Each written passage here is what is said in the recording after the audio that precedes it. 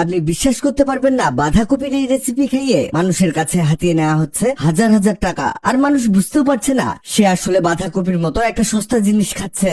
অথচ এই বাঁধাকপির খোসা ছাড়িয়ে নিয়ে ফুটন্ত গরম পানিতে দিতে হবে, আর এটাকে এপাশ ওপাশ করে ভালোভাবে সিদ্ধ করে নিয়ে একটা প্লেটে তুলে রাখতে হবে।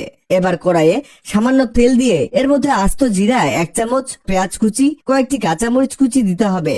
এবার সবকিছুকে ভাজতে হবে যতক্ষণ না পেঁয়াজটা কিছুটা ব্রাউন কালারে আসতে শুরু করে। পেঁয়াজের কালার ব্রাউন আসা শুরু করলেই এতে দিতে হবে 1 বাটির মতো কাঁচা বাঁধাকপি, আর এগুলোকে 2 মিনিটের মতো ভেজে নিতে হবে। এরপর এতে দিতে হবে 1/2 চামচের কম হলুদের গুঁড়ো, 1/2 চামচের মতো লাল মরিচ গুঁড়ো, স্বাদ মতো লবণ, আর সাথে সামান্য চাট মশলা আর সামান্য গরম মশলা। এবার এই মশলাগুলোকে খুব ভালো মতো কষিয়ে নিতে হবে। এটা কিছুটা ভাজা হলে এতে দিতে হবে সিদ্ধ আলু। আলুটাকে এর মধ্যে ভেঙে দিতে হবে। আলুর পরিমাণটা আপনি 2টো দিতে পারেন যদি বড় সাইজের আলু হয়।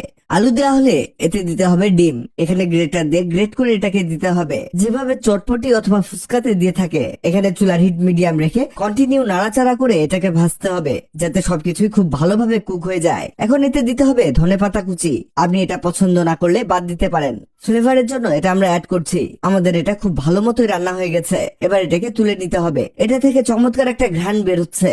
এবার সেই সিদ্ধ করে রাখা বাঁধাকপির পাতাগুলোকে দিতে হবে, আর এটাকে ছড়িয়ে দিয়ে এতে সেই রান্না করা মশলাটাকে রাখতে হবে। আর এটাকে আমরা যেভাবে ফোল্ড করছি আপনিও ঠিক সেভাবেই ফোল্ড করে নিবেন। এটা খুব সহজ কাজ, আপনি ইজিলি এটা করতে পারবেন। এবার একটা বোলের মধ্যে 2 কাপ বেসন নিতে হবে, আরো দিতে হবে 1 কাপের মতো চালের গুঁড়ো, সামান্য হলুদ গুঁড়ো, সামান্য মরিচ গুঁড়ো, অল্প একটু চাট মশলা দিতে হবে, আর সামান্য লবণ দিয়ে এটাকে মিশিয়ে নিতে হবে।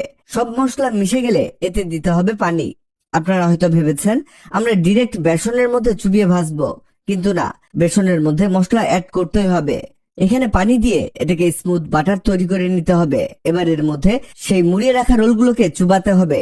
2 সাইড ভালোভাবে চুবিয়ে গরম তেলের মধ্যে ঢেলে দিতে হবে। এটা ভাজতে ভাজতে জানিয়ে দিই, আগের ভিডিওতে কমেন্ট করেছেন ময়মনসিংহ থেকে ইভান, নারায়ণগঞ্জ থেকে নিশি আক্তার, সৌদি আরব থেকে সেলিম মিয়া।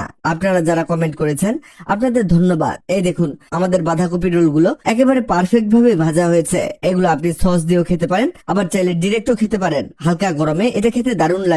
ঝাল ঝাল এই রোলটা একবার যদি আপনি খান আপনার মুখে লেগে থাকবে।